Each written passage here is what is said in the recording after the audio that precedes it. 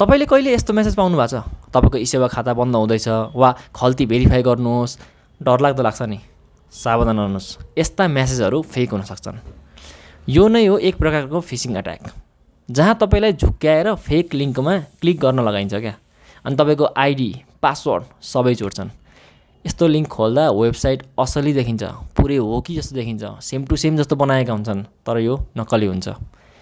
जस्तो कि ई-सेवाको आफ्नो वेबसाइट esewa.com.np छ क्या अब त्यो नभएर esewa-verify.tk वा khalti.ga वा कुनै पनि ब्याङ्क एकाउन्टको त्यस्तै युआरएलहरू केही गलत खालको आयो भने चाहिँ त्यो लिङ्कहरू खतरनाक हुन्छन् स्पेलिङ मिस्टेक हुन्छ गलत एक्सटेन्सन हुन्छ हैन यीहरू चाहिँ तपाईले चिन्ने तरिका हुन्छ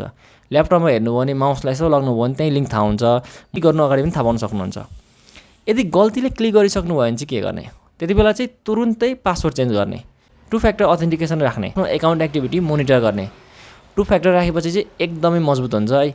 अनि आजदेखि चाहिँ याद राख्नुस् कि कुनै पनि अज्ञात लिङ्कमा कहिले क्लिक नगर्नुस् जसले भन्नुस् तपाईको साथीभाइ यताउता हुन्छन् जसले भने पनि यस्तो आएको छ भने भेरिफाई गर्नुस्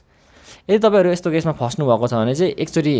कमेन्ट गर्नुहोस् कस्तो तपाईहरुलाई परेको छ भनेर किनकि मैले चिनेको मान्छे चाहिँ एकजना फस्नु भएको थियो क्या अनि त्यही भएर तपाईहरुलाई यो कुरामा चाहिँ बचाउन खोजिरहेको मैले